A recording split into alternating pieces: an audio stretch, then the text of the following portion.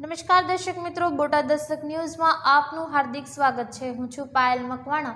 આપ જોઈ રહ્યા છો બોટાદ દસ્તક ન્યૂઝ। હવે પછીના સમાચાર વિગતવાર। ગંભીરા બ્રિજ દુર્ઘટનાનો 5મો દિવસ, 20 મૃતદેહ મળ્યા, એક કાટમાળમાં હોવાનું અનુમાન। તપાસ અને કાર્યવાહીનો ધમધમાટ। જિલ્લાના ભયજનક બ્રિજોના સર્વે કરવા આદેશ। વડોદરા જિલ્લાના પાદરા તાલુકામાં મહીસાગર નદી પર આવેલા ગંભીરા બ્રિજનો એક ભાગ ધરાશાયી થવાની દુર્ઘટનાને આજે 5મો દિવસ છે। આ ઘટનામાં અત્યાર સુધીમાં 20 મૃતદેહો મળી આવ્યા છે, જ્યારે હજુ પણ એક મૃતદેહ કાટમાળમાં દટાયેલો હોવાનું માનવામાં આવે છે। આ દુર્ઘટનાએ સ્થાનિક લોકોમાં ભય અને આઘાતનો માહોલ સર્જ્યો છે અને સરકારે આ ઘટનાને ગંભીરતાથી લઈને તપાસ અને કાર્યવાહીની પ્રક્રિયા શરૂ કરી છે। તેમજ જિલ્લા કલેક્ટર અનિલ ધામેલિયા દ્વારકા જિલ્લામાં આવેલા તમામ બ્રિજ, પુલ જર્જરિત કે ભયજનક સ્થિતિમાં છે કે કેમ તેની ટેકનિકલ સર્વે અને ચકાસણી કરવા માટે અધિકારીઓની ટીમો બનાવવામાં આવી છે। આ ટીમોને 2 દિવસમાં સર્વે કરી રિપોર્ટ સબમિટ કરવા આદેશ કરાયો છે। જ્યારે સાવલીના ધારાસભ્ય કેતન ઇનામદારે ગંભીરા બ્રિજ દુર્ઘટનામાં મૃત્યુ પામેલા લોકોના પરિવારજનોને ધારાસભ્ય તરીકે મળેલા પગારમાંથી રૂપિયા 1-1 લાખ આપવાની જાહેરાત કરી છે। આજે વહેલી સવારથી જ વિવિધ એજન્સીઓ દ્વારા ઓપરેશન શરૂ કરી દેવામાં આવ્યું હતું। આ દુર્ઘટનામાં અત્યાર સુધી 20 વ્યક્તિઓના મૃત્યુ થયા છે, જ્યારે હજી એક વ્યક્તિની શોધખોળ શરૂ છે। નરસીપુરા ગામના 22 વર્ષીય વિક્રમ નામના યુવાનની શોધખોળ ચાલુ છે। આ વ્યક્તિ ખાનગી કંપનીમાં નોકરી કરતા હોવાનું જાણવા મળ્યું છે। આ ઘટના બની છે તે મુજફ્ફર પાસેથી મહી નદીના પ્રવાહની સ્થિતિ એવી છે કે તે બંને દિશામાં વહે છે। ભરતીના સમયે પાણીનો પ્રવાહ વહેરા ખાડી તરફ જાય છે અને ઓટના સમયે સમુદ્ર તરફ પ્રવાહ વહે છે। તેના કારણે ઉપરવાસ અને હેઠવાસ એમ બંને દિશામાં પણ શોધખોળ કરવામાં આવી રહી છે। પુલનો જે ભાગ તૂટીને નદી પર પડ્યો છે તેને તોડવાનું શરૂ કરવામાં આવ્યું છે।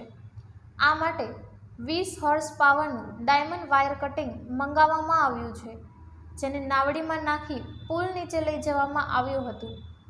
આ મશીનને પાવર આપવા જનરેટર લાવવામાં આવ્યું છે। પાદરા પોલીસ દ્વારા વિવિધ દૃષ્ટિકોણથી તપાસ કરવામાં આવશે। કોઈ અકસ્માત થયો અને ટ્રક અંદર પડી ગઈ અને પડતી વેળા સ્લેબ કે આર્ટિક્યુલેશનને નુકસાન કરતી ગઈ કે કેમ, લોડેડ ટ્રક અને અન્ય વાહનો એક સ્થળે એકત્ર થવા સહિતની બાબતો પણ તપાસ હેઠળ છે। પોલીસ તપાસને મદદરૂપ થવા માટે આજે સવારે એફએસએલની ટીમે ફોરેન્સિક વાન સાથે ઘટના સ્થળે નિરીક્ષણ કર્યું હતું। આરટીઓની ટીમે પણ તપાસ કરી હતી। મુખ્યમંત્રી ભૂપેન્દ્ર પટેલે રચેલી સમિતિ દ્વારા પણ તપાસ તેજ કરવામાં આવી છે।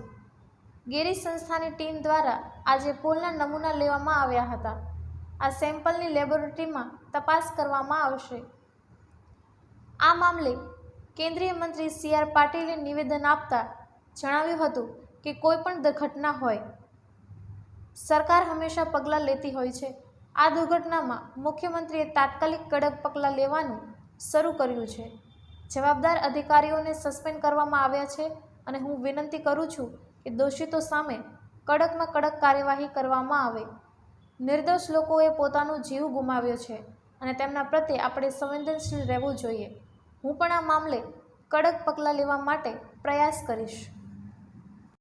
દુર્ઘટના બાદ મુખ્યમંત્રી ભૂપેન્દ્ર પટેલે તાત્કાલિક તપાસના આદેશ આપ્યા હતા। તપાસ માટે રચાયેલી કમિટીમાં રાજ્ય સરકારના ઉચ્ચ અધિકારીઓ, આરટીઓ અને ફોરેન્સિક સાયન્સ લેબોરેટરીની ટીમો સામેલ છે। આ ટીમો બ્રિજની ડેન્સિટી, સ્ટેબિલિટી અને મજબૂતાઈ અને નિર્માણમાં વપરાયેલી સામગ્રીની ગુણવત્તાનું નિરીક્ષણ કરી રહી છે। સી.આર. પાટીલે સયાજી હોસ્પિટલમાં ગંભીરા બ્રિજમાં દુર્ઘટનામાં ઇજાગ્રસ્ત થયેલા લોકોની મુલાકાત પણ લીધી હતી। તેમની મુલાકાતને લઈને ચુસ્ત પોલીસ બંદોબસ્ત ગોઠવાયો હતો। આ દુર્ઘટના 9 જુલાઈ 2025ના રોજ બની હતી, જ્યારે મુજફ્ફર અને આંકલાવને જોડતો ગંભીરા બ્રિજ અચાનક તૂટી પડ્યો હતો। આ બ્રિજ મધ્ય ગુજરાત અને સૌરાષ્ટ્રને જોડતો મહત્વનો માર્ગ હતો। ઘટના દરમિયાન અનેક વાહનો નદીમાં ખાબક્યા હતા। અત્યાર સુધીમાં 20 લોકોના મોત થઈ ચૂક્યા છે અને હજુ એક મૃતદેહની શોધખોળ ચાલી રહી છે। આ બ્રિજ 1986માં બાંધવામાં આવ્યો હતો। તે લાંબા સમયથી જર્જરિત હાલતમાં હતો। સ્થાનિક લોકોએ અનેકવાર આ બ્રિજના સમારકામ અથવા નવા બ્રિજના નિર્માણ માટે રજૂઆતો કરી હતી, પરંતુ તંત્ર દ્વારા કોઈ નક્કર પગલાં લેવાયા ન હતા. વડોદરા જિલ્લા કલેક્ટર અને જિલ્લા મેજિસ્ટ્રેટ કચેરી ડિઝાસ્ટર મેનેજમેન્ટ શાખા દ્વારા એક તાત્કાલિક આદેશ જારી કરવામાં આવ્યો છે. આ આદેશ પાદરા તાલુકાના મુજફ્ફર ગામમાં આવેલા ગંભીરા બ્રિજ ધરાશાયી થવાના દુર્ઘટના અને તેના પરિણામે થયેલી જાનહાનિને ધ્યાનમાં રાખીને જારી કરવામાં આવ્યો છે. આ આદેશમાં વડોદરા જિલ્લામાં સમાવિષ્ટ તમામ રોડ રસ્તા, રેલવે સંબંધિત રોડ રસ્તા અને નદી નહેર સંબંધિત રોડ રસ્તા તથા તેમને સંલગ્ન બ્રિજ પુલની જાળવણી અને મરામતના કામગીરી પર ભાર મૂકવામાં આવ્યો છે. જિલ્લામાં આવેલા તમામ બ્રિજ પુલ જર્જરિત કે ભયજનક સ્થિતિમાં છે કે કેમ તેની ટેકનિકલ સર્વે અને ચકાસણી કરવા માટે અધિકારીઓની ટીમો બનાવવામાં આવી છે. તાલુકાવાર 4 સર્વે ટીમોમાં પાદરા અને વડોદરા, ડભોઈ અને વાઘોડિયા, કરજણ અને સિનોર તથા સાવલી અને ડેસરમાં પ્રાંત અધિકારી, મામલતદાર, નાયબ કાર્યપાલક ઇજનેર, તાલુકા વિકાસ અધિકારી અને ચીફ ઓફિસરનો સમાવેશ કરવામાં આવ્યો છે. આ સાથે નેશનલ હાઈવે માટે પ્રોજેક્ટ મેનેજર NHAI ગોધરા અને જનરલ મેનેજર NHAI ભરૂચની ટીમ બનાવવામાં આવી છે. જ્યારે રેલવે બ્રિજ પુલ ડેપ્યુટી ચીફ એન્જિનિયર અને ડેપ્યુટી ચીફ એન્જિનિયર પશ્ચિમ રેલવે પ્રતાપનગર વડોદરાની એક ટીમ સર્વે કરશે. જિલ્લા કલેક્ટર અનિલ ધામલિયાના આદેશ મુજબ ઉક્ત અધિકારીઓને તેમને સોંપેલ તાલુકામાં આવેલા બ્રિજ પુલોની ચકાસણી કરીને તેનો રિપોર્ટ 2 દિવસમાં કચેરીએ રૂબરૂ જમા કરાવવાનો રહેશે. જરૂર જણાશે ત્યાં સંબંધિત અધિકારીઓ પોતાના તાબાના કર્મચારીઓનો ઉપયોગ કરીને સમય મર્યાદામાં કામગીરી પૂર્ણ કરશે.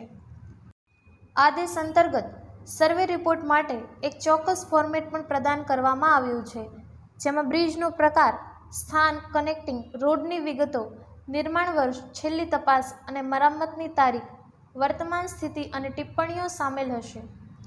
ગુજરાત વિધાનસભા વિરોધ પક્ષના નેતા અને ધારાસભ્ય અમિત ચાવડાએ ગંભીરા બ્રિજ દુર્ઘટનામાં અવસાન પામેલા કુટુંબીજનોની મુલાકાત લીધી હતી.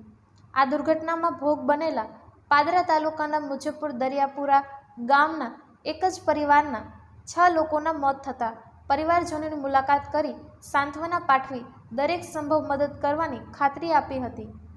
સૌજન્ય દિવ્ય ભાસ્કર, બોટાદ દસ્તક ન્યૂઝ, પાયલ મકવાણા, બોટાદ.